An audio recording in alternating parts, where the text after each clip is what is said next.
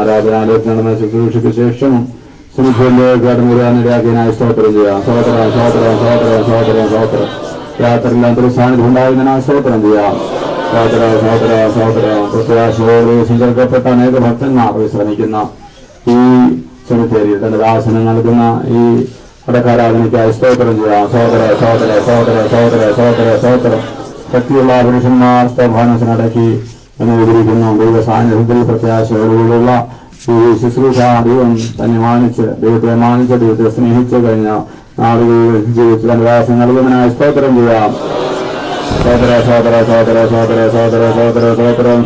ഈ മാനവമരണത്തിലും പ്രത്യാശയുണ്ട്. ആരെങ്കിലും ഇവിടെ മരണത്തിനപ്പുറം ആ ജീവിതത്തിന് പ്രത്യാശയില്ലാത്തവരായി ഈ ശുശ്രൂഷയിൽ പങ്കെടുക്കുന്നെങ്കിൽ യേശുവിനെ രക്ഷകനായി സ്വീകരിച്ച് സമാനപരമായ ജീവിതം ഉറപ്പുവരുത്തുവാൻ കൃപാവിനോടുകൂടെ ഭദ്രമാക്കേണ്ടതാക്കുവാനായി സ്തോത്രം ചെയ്യാം.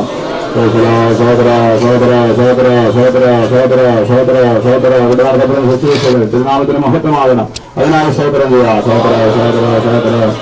ആരെല്ലാം ഏർവാൻ ദുഃഖത്തിരിക്കുന്നു അവർക്കെല്ലാം വലിയ പ്രത്യാശയും ആശ്വാസം നൽകാനായി സ്തോത്രം ചെയ്യാം.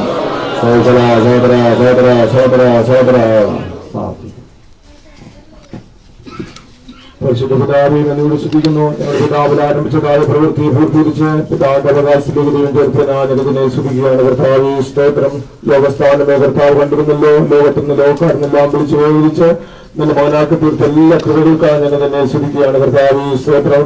ദൈവമേ സ്തോത്രം. ദൈവമേ ആലയത്തിൽ നടക്കുന്ന ശുശ്രൂഷ ദൈവം നടത്തിയല്ലോ. തന്റെ ഭക്തന്മാരുടെ മണ്ണേഹോയ്ക്ക് വിലയേറിയെന്ന് കൽപ്പിച്ചെല്ലാം നല്ല വചനങ്ങൾക്കായി സ്തുതിക്കുന്നു.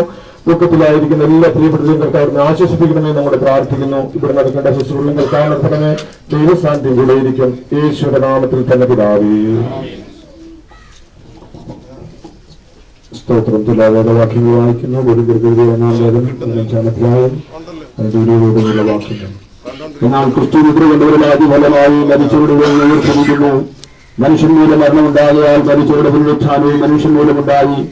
ആദാമിൽ എല്ലാവരും മരിക്കുന്ന പോലെ ക്രിസ്തുവിൽ എല്ലാവരും ജീവിപ്പിക്കപ്പെടും. ഓരോരുത്തരും താന്താന്റെ നിലയിലത്രേ. ആദ്യഫലം ക്രിസ്തു, പിന്നെ ക്രിസ്തുവിനുള്ളവർ അവന്റെ വരവെങ്കിൽ, പിന്നെ അവസാനം. അന്ന് അവൻ എല്ലാ വാഴ്ചയ്ക്കും അധികാരത്തിനും ശക്തിക്കും നീക്കമിരുത്തിയിട്ട് രാജ്യപിതാവായ ദൈവത്തെ ഏൽപ്പിക്കും. അവൻ സകല ശത്രുക്കളെയും കാൽക്കിതാക്കുകൾ വാടേണ്ടതാകുന്നു. ഒടുക്കത്തെ ശത്രുവായിട്ട് മരണം നീങ്ങിപ്പോകും. സകലത്തെയും അവന്റെ കാൽ കീഴാക്കിയിരിക്കുന്നുണ്ടല്ലോ, സകലവും അവന് കീഴ്പ്പെട്ടിരിക്കുന്നു എന്ന് പറഞ്ഞാൽ സകലത്തെയും കീഴാക്കി കൊടുത്തവരൊഴികെ സ്പഷ്ടം. എന്നാൽ അവന് സകലവും കീഴ്പ്പെട്ട് വന്ന ശേഷം ദൈവം സകലത്തിലും സകലവുമാകേണ്ടതിന് പുത്രൻ താനും സകലവും തനിക്ക് കീഴാക്കി കൊടുത്തവന് കീഴ്പ്പെട്ടിരിക്കും. പക്ഷേ ഒരുവൻ മരിച്ചിറങ്ങി ഉയർക്കുന്നുവെന്നും ശരീരത്തോടെ വരുന്നുവെന്നും ചോദിക്കും. മൂഢാനി വിതയ്ക്കുന്നില്ല എങ്കിൽ ജീവിക്കുന്നില്ല. നീ വിതയ്ക്കുന്നത് ഉണ്ടാകുവാനുള്ള ശരീരമല്ല, കോപമിന്റെയോ മറ്റു വല്ലതിന്റെയോ വെറും മണി എത്രയോ വിതയ്ക്കുന്നത്. ദൈവമോ തന്റെ ഇഷ്ടം പോലെ അതിനൊരു ശരീരവും ഓരോ വിത്തിന് അതിന്റെ ശരീരവും കൊടുക്കുന്നു. സകല മാംസവും ഒരുപോലെയുള്ള മാംസമല്ല. മനുഷ്യരുടെ മാംസം വേറെ, കന്നുകാലികളുടെ മാംസം വേറെ, പക്ഷികളുടെ മാംസം വേറെ, മത്സ്യങ്ങളുടെ മാംസം വേറെ. സ്വർഗീയ ശരീരങ്ങളും ഭൗമശരീരങ്ങളുമുണ്ട്. സ്വർഗീയ ശരീരങ്ങളുടെ തേജസ് വേറെ, ഭൗമശരീരങ്ങളുടെ തേജസ് വേറെ. സൂര്യന്റെ തേജസ് വേറെ, ചന്ദ്രന്റെ തേജസ് വേറെ, നക്ഷത്രങ്ങളുടെ തേജസ് വേറെ. നക്ഷത്രവും തമ്മിൽ തേജസ് കൊണ്ട് ഭേദമുണ്ടല്ലോ. മരിച്ചവരുടെ പുനരുത്ഥാനവും ഒന്നും തന്നെ. ദ്രവത്വത്തിൽ വിതയ്ക്കപ്പെടുന്നു, അദ്രവത്വത്തിൽ ഉയർക്കുന്നു. അപമാനത്തിൽ വിതയ്ക്കപ്പെടുന്നു, തേജസ്സിൽ ഉയർക്കുന്നു. ബലഹീനതയിൽ വിതയ്ക്കപ്പെടുന്നു, ശക്തിയിൽ ഉയർക്കുന്നു. പ്രാകൃത ശരീരം വിതയ്ക്കപ്പെടുന്നു, ആത്മീയ ശരീരം ഉയർക്കുന്നു. പ്രാകൃത ശരീരമുണ്ടെങ്കിൽ ആത്മീയ ശരീരവുമുണ്ട്.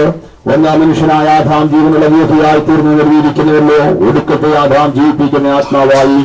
എന്നാൽ ആത്മീയമല്ല, പ്രാകൃതം എത്രയോ ഒന്നാമത്തേത്, ആത്മീയം പിന്നത്തേതിൽ വരുന്നു. ഒന്നാം മനുഷ്യൻ ഭൂമിയിൽ നിന്ന് മണ്ണുകൊണ്ടുള്ളവൻ, രണ്ടാം മനുഷ്യൻ സ്വർഗത്തിൽ നിന്നുള്ളവൻ. മണ്ണുകൊണ്ടുള്ളവനെ പോലെ മണ്ണുകൊണ്ടുള്ളവനും സ്വർഗീയനെ പോലെ സ്വർഗീയന്മാരുമാകുന്നു. നാം മണ്ണുകൊണ്ടുള്ളവന്റെ പ്രതിഭ ധരിച്ചതുപോലെ സ്വർഗീയന്റെ പ്രതിഭയും ധരിക്കും.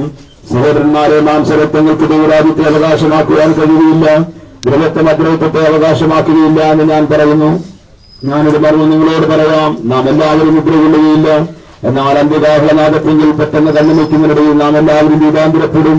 കാഹളം ധ്വനിക്കും, മരിച്ചവരെ ക്ഷോരായി ഉയർക്കുകയും നാം രൂപാന്തരപ്പെടുകയും ചെയ്യും. ഈ ദ്രവത്വമുള്ള അദ്രവത്വത്തെയും ഈ മധ്യമായ അമർത്യത്തെയും ഭരിക്കണം. ഈ ദ്രവത്വമുള്ള അദ്രവത്വത്തെയും ഈ മധ്യമായ അമർത്യത്തെയും ഭരിക്കുമ്പോൾ മരണം നീങ്ങി ജയം വന്നിരിക്കുന്ന നിർവചനം നിവൃത്തിയാകും. ഹേമരണമേ നിന്റെ ജയമെവിടെ? ഹേമരണമേ നിന്റെ വൃക്ഷമുള്ളവിടെ? മരണത്തിന്റെ വൃക്ഷമുള്ള പാപം, പാപത്തിന് ശക്തിയുമായി പ്രമാണം. നമ്മുടെ കർത്താവായ യേശുക്രിസ്തു മുഖാന്തരം നമുക്ക് ജയം നൽകുന്ന ദൈവത്തിന് സ്തോത്രം. ദൈവനാമത്തിന് മഹത്വം ഉണ്ടാകട്ടെ. ഒരു വാക്യം കൂടെ നമുക്ക് വായിക്കാം. യെശയ്യാവിന്റെ പുസ്തകം 26-ാം അധ്യായത്തിന്റെ 19-ാം വാക്യം വായിക്കാം. യെശയ്യാവിന്റെ പുസ്തകം 26-ാം അധ്യായം 19-ാം വാക്യം. നിന്റെ മൃഗന്മാർ ജീവിക്കും, എന്റെ ശവങ്ങൾ എഴുന്നേൽക്കും. പൊടിയിൽ കിടക്കുന്നവരെ ഉണർന്ന് ഘോഷിപ്പീൻ. നിന്റെ മഞ്ഞ് പ്രഭാതത്തിലെ മഞ്ഞ് പോലെ ഇരിക്കുന്നു. ഭൂമി പ്രേതന്മാരെ പ്രസവിക്കുമല്ലോ. ദൈവനാമത്തിന് മഹത്വം ഉണ്ടാകട്ടെ. ഉയർത്തെഴുന്നേൽപ്പിനെ സംബന്ധിച്ച ഒരു പ്രവചന ഭാഗമാണ് ഈ യെശയ്യാ പ്രവാചകന്റെ പുസ്തകത്തിൽ നിന്ന് നാം വായിച്ചു കേട്ടത്. മരിച്ചതിന് ശേഷം മനുഷ്യന് ഒരു ഉയർത്തെഴുന്നേൽപ്പുണ്ട്. എന്നാൽ എല്ലാവരും അത് വിശ്വസിക്കുന്നില്ല. 1-ാം നൂറ്റാണ്ടിലെ ക്രിസ്ത്യാനികളുടെ ഇടയിലും ഉയർത്തെഴുന്നേൽപ്പിനെ കുറിച്ച് സംശയമുള്ളവരുണ്ടായിരുന്നു. അവരുടെ സംശയ നിവാരണത്തിനായിട്ടാണ് കൊരിന്ത്യർക്ക് പൗലോസ് ലേഖനം എഴുതുമ്പോൾ 15-ാം അധ്യായത്തിൽ കർത്താവായ യേശുക്രിസ്തുവിന്റെ ഉയർത്തെഴുന്നേൽപ്പിനെ കുറിച്ച് പറഞ്ഞു വരുന്നത്. ആ ഭാഗങ്ങളാണ് നാം 15-ാം അധ്യായത്തിൽ 20 മുതൽ 58 വരെയുള്ള വേദഭാഗങ്ങൾ വായിച്ച് കേട്ടത്. ദൈവനാമത്തിന് മഹത്വം ഉണ്ടാകട്ടെ. ക്രിസ്തു തിരുവചന പ്രകാരം ഈ ഭൂമിയിൽ ജീവിച്ചു, തിരുവചന പ്രകാരം മരിച്ചു, തിരുവചന പ്രകാരം ഉയർത്തെഴുന്നേറ്റു. അതിന് ഞങ്ങൾ സാക്ഷികളാണ്. അവൻ 11 പേർക്ക് പ്രത്യക്ഷനായി, പിന്നീട് 500-ലധികം ശിഷ്യന്മാർക്ക് ഒരുമിച്ച് പ്രത്യക്ഷനായി, യാക്കോബിന് പ്രത്യക്ഷനായി, ഒടുവിൽ അകാല പ്രജ പോലെയുള്ള എനിക്കും ഉയർത്തെഴുന്നേറ്റ യേശു പ്രത്യക്ഷനായി എന്ന പൗലോസ് പറഞ്ഞു വന്നിട്ട്, ക്രിസ്തു ഉയർത്തെഴുന്നേറ്റിട്ടില്ല എങ്കിൽ ഞങ്ങളുടെ പ്രസംഗം വെറുതെയാണ്, നിങ്ങളുടെ വിശ്വാസവും വെറുതെയാണ്. ക്രിസ്തുവിൽ പ്രത്യാശയോടെ മരിച്ചവർക്ക് അതുകൊണ്ട് പ്രയോജനം ഉണ്ടാകുന്നില്ല. നാം ഈ ആയുസ്സിൽ മാത്രം ക്രിസ്തുവിൽ പ്രത്യാശ വെച്ചിരിക്കുന്നുവെങ്കിൽ സകല മനുഷ്യരും അരിഷ്ടന്മാരായി തീരുമെന്ന് 1 കൊരിന്ത്യർ 15-19 അപ്പോസ്തലൻ പറയുകയാണ്.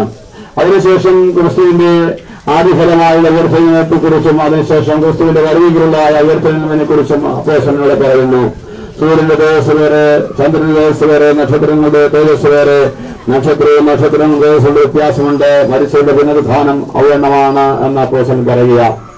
ദൈവത്തിന് സ്തോത്രം. നിന്റെ മൃഗന്മാർ ജീവിക്കും, എന്റെ ശവങ്ങൾ എഴുന്നേൽക്കും എന്ന് ഇവിടെ വായിക്കുന്നു.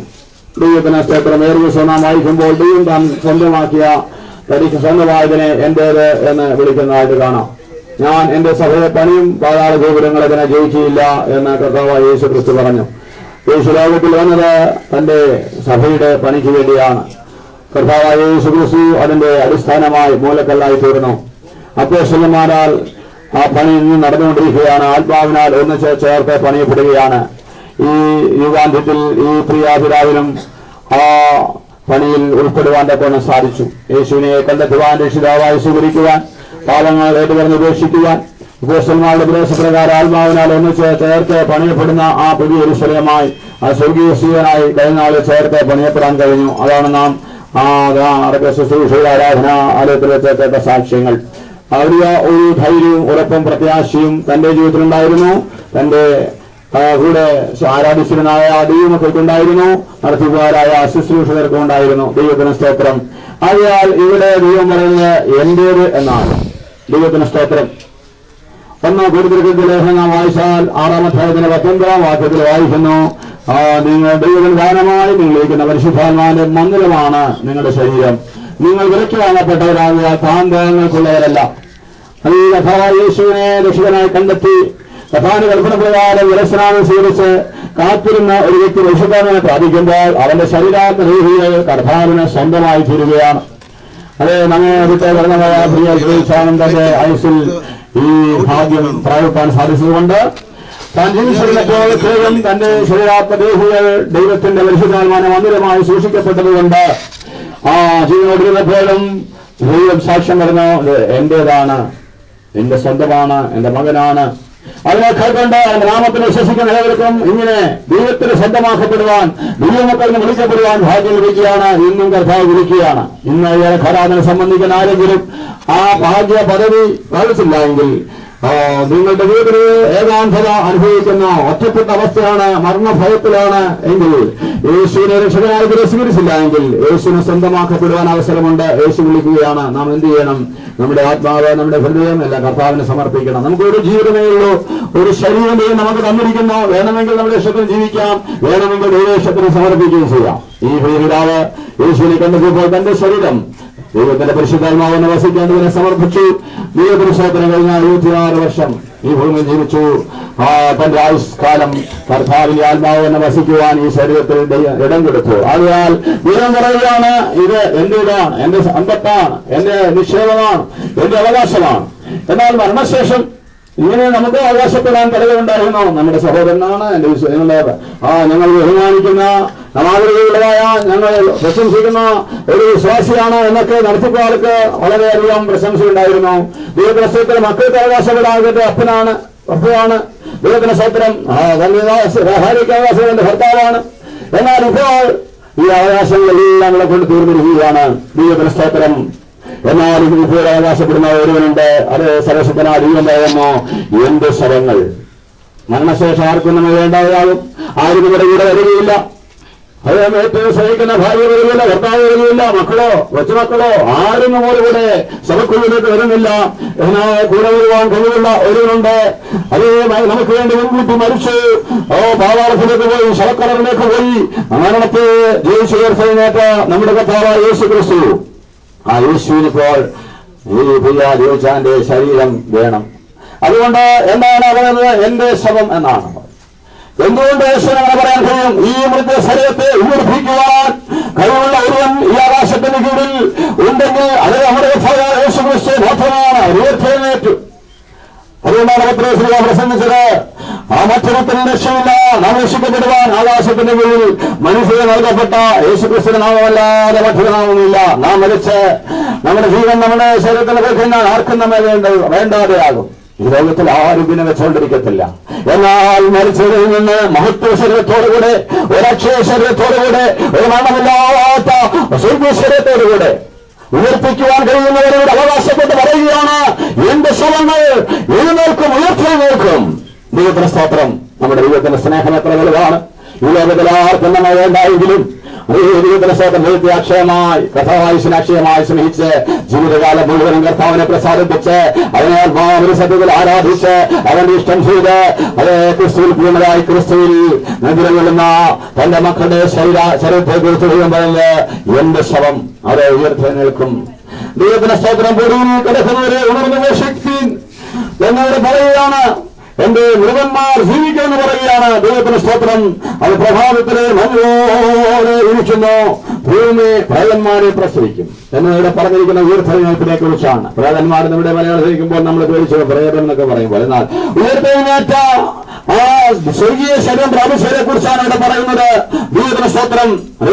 ഈ ലോകത്തെ ജീവിതത്തിൽ പാപത്തെ പറഞ്ഞ് ഉപേക്ഷിച്ച് ഒരു പരിശുദ്ധമായ ജീവിതത്തെ കാക്ഷിച്ച് ദൈവത്തിന് സ്തോത്രം യഥാർത്ഥമായ സത്യസഭയിൽ വന്ന കൽപ്പനകളെല്ലാം അനുസരിച്ച് ദൈവത്തിന് സ്തോത്രം ദൈവത്തിന് സ്വന്തമാക്കപ്പെട്ട ഒരു ദൈവത്തിൽ മരിക്കുമ്പോൾ സ്വർഗം സന്തോഷിക്കുകയാണ്. അത് സ്വർഗത്തിൽ വലിയ മൂലകത്തേക്കാൾ വലിയ ഒരു കല്ലായിട്ട് ആ വിദേശിലേക്ക് ചേർക്കപ്പെട്ടിരിക്കുകയാണ്. ആ വലിയ പ്രത്യാശയോടുകൂടെ അതേ കർത്താവിന്റെ വരവെങ്കിൽ രക്ഷീയ ശരീരത്തോടുകൂടെ അമർത്യ ശരീരത്തോടുകൂടെ ഉയർത്തെഴുന്നേൽക്കും. നാം വായിച്ചപ്പോൾ 4 കാര്യങ്ങൾ വായിച്ചു. ദ്രവത്വത്തിൽ വിതയ്ക്കപ്പെടുന്നു. ഇപ്പോൾ ഈ മർത്യ ശരീരത്തെ വിതയ്ക്കുകയാണ്. ഗോതമ്പിന്റെ മറ്റ് വല്ലാഭത്തിന്റെ മണി വിതച്ചാൽ ഒരു വലിയ ശരീരത്തോടുകൂടെ അത് ആ മണി അഴുകി ആ ഭൂമിയോട് ചേർന്നാലും ഒരു വലിയ സസ്യയോടെ വിളക്കുന്നതുപോലെയാണ് മനുഷ്യരെ പറയുന്നത് പോലെ ഈ ദ്രവത്വത്തിൽ ഇപ്പോൾ നാം ഈ പ്രത്യാശയോടുകൂടെ ഇവിടെ ഈ അടക്കുമ്പോൾ കർത്താവിന്റെ കാഹളം വിളിക്കുമ്പോൾ രാഷ്ട്രീയ ശരീരത്തോടുകൂടെ അമർത്യ ശരീരത്തോടുകൂടെ ഇവിടെ ബലഹീനപ്പെട്ട് അവരുടെ ശരീരത്തോടുകൂടെ അനങ്ങുവാനോ കാണുവാനോ കേൾക്കാനോ ഒക്കെ മുമ്പ് കഴിഞ്ഞിരുന്നപ്പോൾ കാണുവാനോ കേൾക്കുവാനോ ഒന്നും കഴിയാത്ത ഈ ബലഹീനമായ ശരീരങ്ങളുടെ ബലഹീനെങ്കിൽ ശക്തി ഉയർത്തിനേൽക്കാൻ പോവുകയാണ്. ദൈവത്തിന്റെ സ്തോത്രം. പ്രാകൃതമായ ഒരു ശരീരമാണ് ഇവിടെ വിലക്കപ്പെടുന്നത്.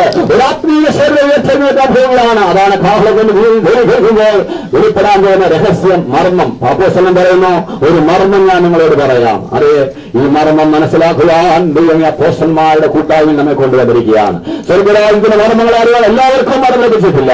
ദൈവത്തിന് സ്തോത്രം. അയാളെ കേൾക്കുന്ന പ്രിയപ്പെട്ടവരെ, ആരെങ്കിലും ഈ ദിവ്യമായ അനുഭവം പ്രാപിച്ചിട്ടില്ല എങ്കിൽ, കർത്താവിനെ സ്വന്തമാക്കപ്പെട്ടിട്ടില്ല എങ്കിൽ എന്ത് ചെയ്യണം? യേശുവിനെ സ്വന്തമാക്കണം. യേശുവിനെ സ്വന്തം ഭാരതീക്ഷിതമായി സ്വീകരിക്കണം. കർത്താവ് കൽപ്പനയാകുന്ന ദൈവസ്നാനം സ്വീകരിക്കണം. കാത്തിരുന്ന് പരിശുദ്ധാത്മാവിനെ പ്രാപിച്ച് പരിശുദ്ധാത്മാവിന്റെ മന്ദിരമായി നമ്മുടെ ശരീരാത്മദേഹികൾ മാറണം. അങ്ങനെയെങ്കിൽ കർത്താവ് പറയും, ഇത് എന്റേതാണ്, ഇതെന്റെ സ്വന്തമാണ്. ഒരു നിമിഷം എന്റെ കണ്ണുകളടക്കാം. നാം ആർക്കുള്ളതാണ്? നാം ഈ ലോകത്തിനുള്ളതല്ല. മോശ മരിച്ചു. അതേ മോശ മരിച്ചപ്പോൾ പിശാച് തർക്കിച്ച് വാദിച്ചുകൊണ്ട് വന്നു. അതിന് ശരീരത്തിന് വേണ്ടിയായിരുന്നു. എന്തുകൊണ്ട്? മോശ തന്റെ ശരീരത്തിലായിരുന്നപ്പോൾ അതെനിക്ക് അസുഖം വന്നപ്പോൾ അധരങ്ങളാൽ അനേകം സംസാരിച്ചു. എന്നാൽ പ്രധാനമന്ത്രിയായ മീഖായേൽ ആ സാത്താനെ ഭയസിച്ചകറ്റി ദൈവത്തിന്റെ സ്തോത്രം മോശയുടെ ശരീരം ദൈവം അടക്കി. ദൈവത്താൽ ഒരു അടക്ക ശുശ്രൂഷ ലഭിച്ച ഒരു മനുഷ്യനാണ് ആ മോശ. മറ്റാർക്കാണ് ലഭിച്ചതായിട്ട് നാം കാണുന്നില്ല.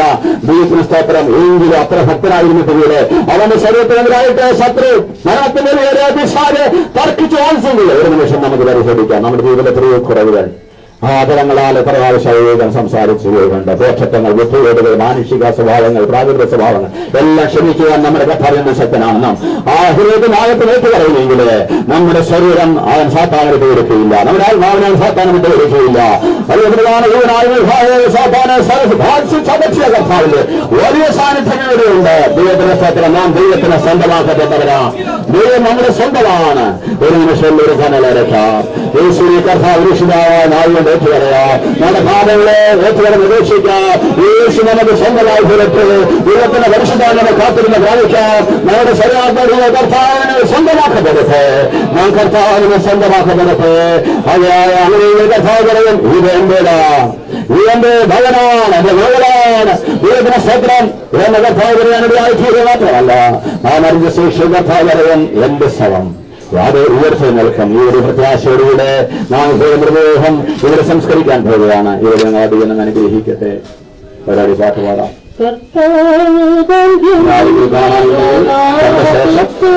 മുഖം മൂടി ശേഷം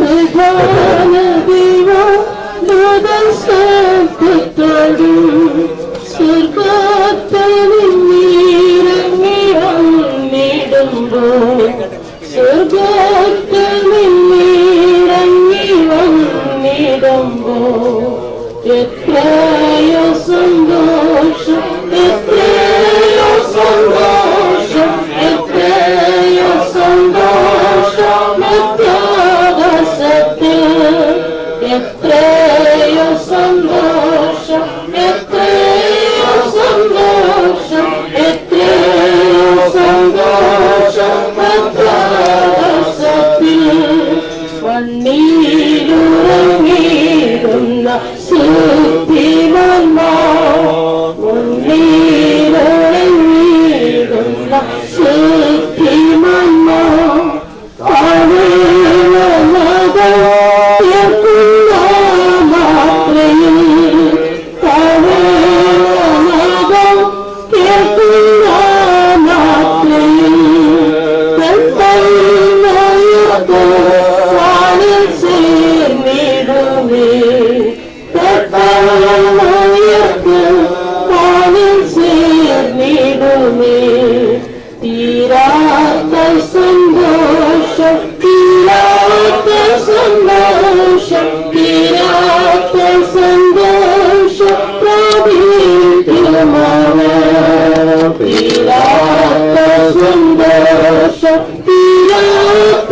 സന്തോഷം തീരാത്ത സന്തോഷം പ്രാപിക്കുമോ ജീവനോടി പാർക്കും സുഖ ജീവനോടി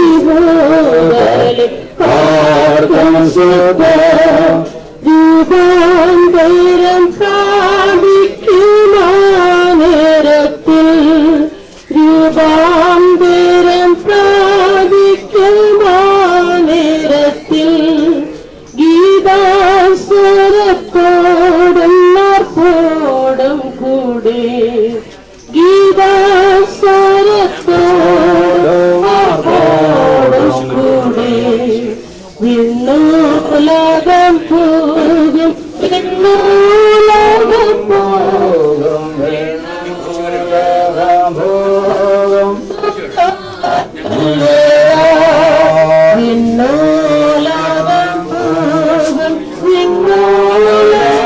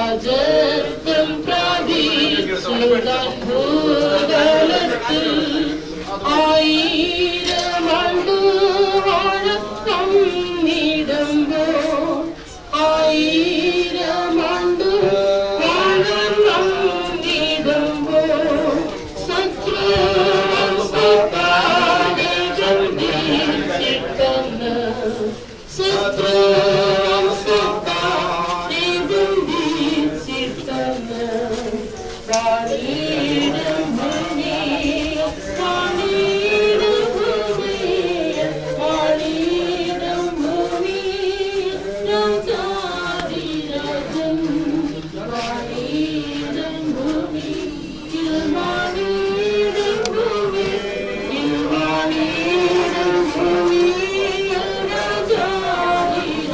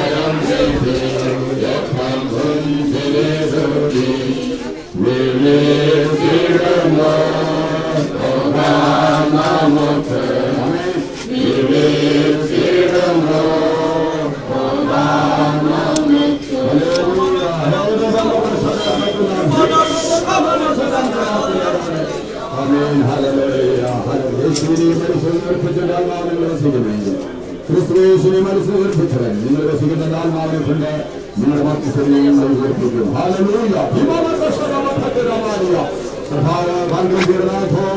പ്രധാനത്തോടും ശബ്ദത്തോടും ദൈവത്തിന്റെ കാഹളത്തോടും കൂടെ സ്വർഗ്ഗത്തിലേക്ക് വരികയും ക്രിസ്തുവിൽ മരിച്ചവർ കൊണ്ട് ഉയർച്ച നൽകുകയും ചെയ്യും. ഭാഗ്യകരമായ ആശയോടെ പ്രത്യാശയോടെ സ്വതന്ത്രം സ്വതന്ത്രം സ്വതന്ത്രം. ഹേ മരണമേ നിന്റെ ജയമെവിടെ? ഹേ മരണമേ നിന്റെ വിഷമങ്ങളവിടെ? മരണത്തിന് വിഷമുള്ള പാപം പാപത്തിന്റെ സത്യ കാഠ്യമാണ്. നമ്മുടെ കഥാവായ യേശു മുഖാന്തരം ജയനേടുന്നതിന് സ്തോത്രം. ഈ പ്രത്യാശയോടുകൂടെ ഹല്ലേലൂയ. മനുഷ്യാനി പൊരിയാകുന്ന നിന്നെ പൊരിയെടുത്തിരിക്കുക. പൊരിയിലേക്ക് പൊരിയ പ്രത്യാശയോടെ ഈ ഹൃദയത്തോടെ സംസാരിക്കുന്നു. ആമേൻ. ഹല്ലേലൂയ ഹല്ലേലൂയ ഹല്ലേലൂയ ഹല്ലേലൂയ ഹല്ലേലൂയ. ആമേൻ. ഹല്ലേലൂയ. മരണമേനിനുണ്ട് ഈശോമുള്ളിലെ ഭാഗശാപങ്ങളിലെ മരണമേനിനുണ്ട് ഈശോമുള്ളിലെ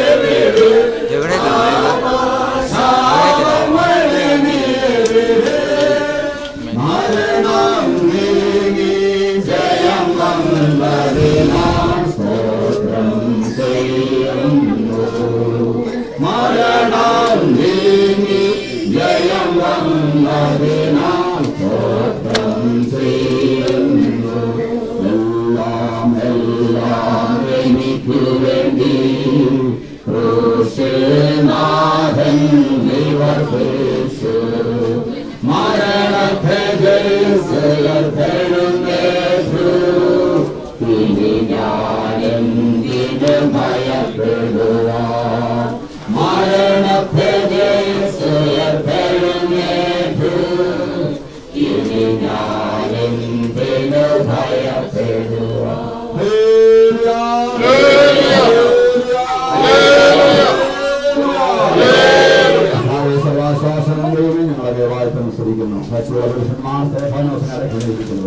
ദൈവത്തിന്റെ വലിയ സാന്നിധ്യത്തിൽ ദൈവത്തിന്റെ പ്രത്യാശയോടുകൂടെ ഞങ്ങളുടെ സംസ്കരിച്ചിരിക്കുന്നു. നാഥോടെ ദൈവത്തിന്റെ ശബ്ദത്തോടെ ദൈവത്തിന്റെ ഭാഗത്തോടെ സ്ഥലത്തിലേക്ക് വരുമ്പോൾ ഭക്തന്മാർ ഇവിടെ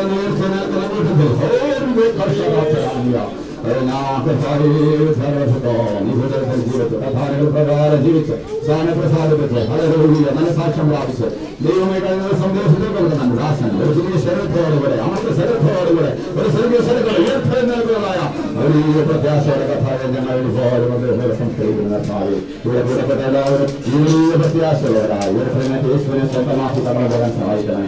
ആരെങ്കിലും ഇന്നും ഭാരത്തിലും പ്രശ്നങ്ങളും കഷ്ടത്തിലും പാപത്തിലും രോഗത്തിലും കൈവയ്ക്കും യേശുവിന്റെ കാൽവിന്റെ കഥത്തിലൂടെ പ്രാപിച്ച് മരണഫലപ്രദമായ ജീവിതത്തിന് പ്രത്യാശമായി പ്രാർത്ഥിക്കുന്ന കഥാവെ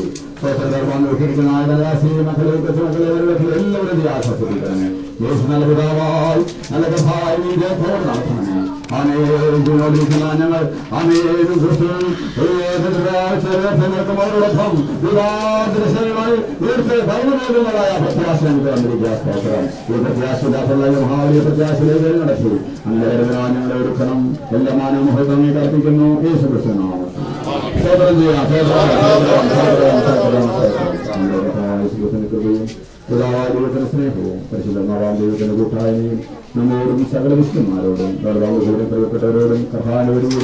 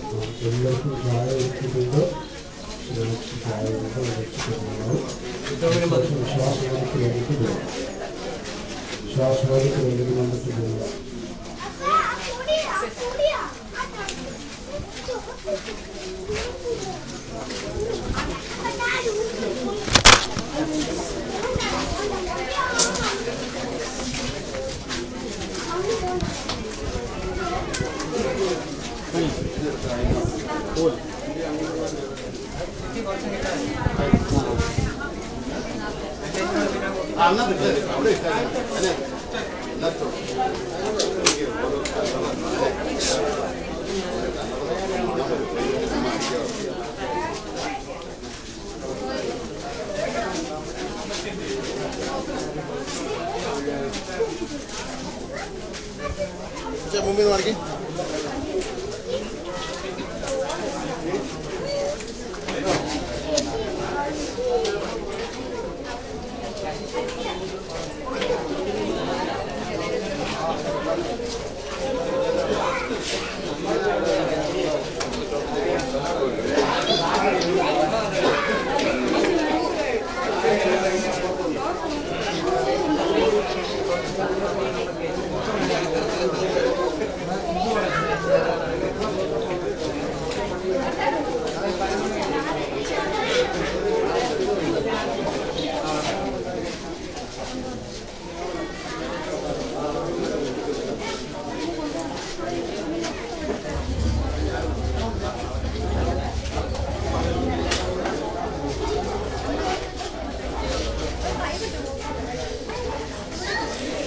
എന്താണ് എഴുതി കാണിക്കുക? എന്താണ് ഇത്? ശുഭം ശുഭം കാണിക്കുക.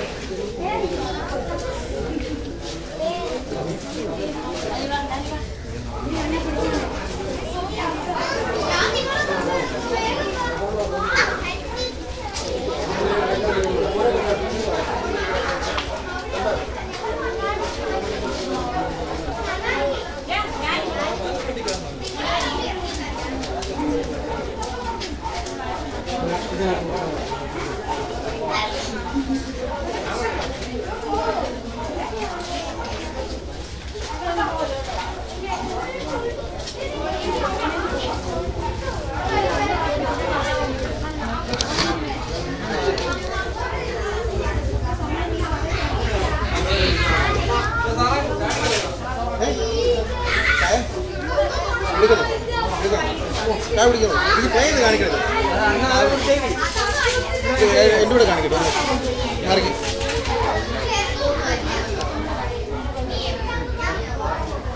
ഇച്ചിരി മാറിക്കും സാറേ. പാടത്തേ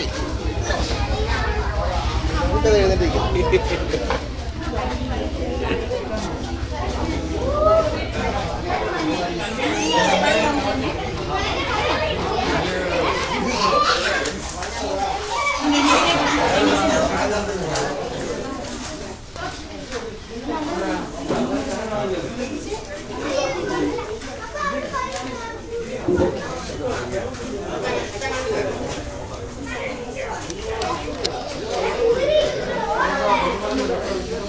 ഊരിട്ട് കുത്തട്ടെ, മൂട് മാറ്റട്ടെ.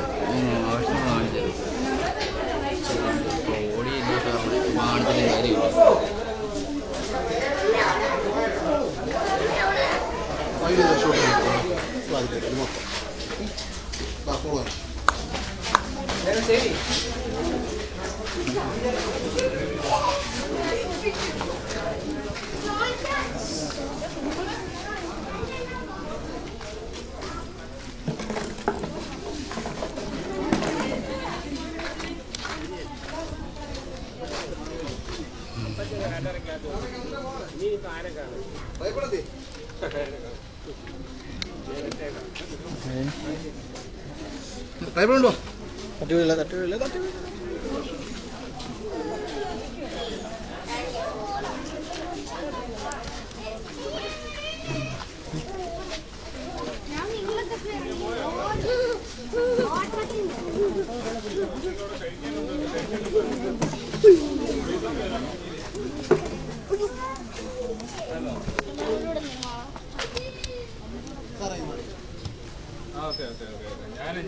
ഞാനേ തന്നാ മതിയല്ലോ.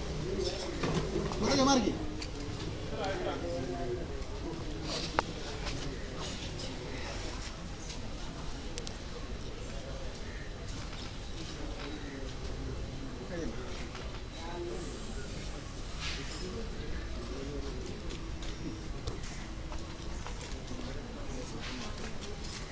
ഏതാ പ്ലേ ഉണ്ടാവും? അവിടുത്തെയാണോ ഇവിടുത്തെയാണോ?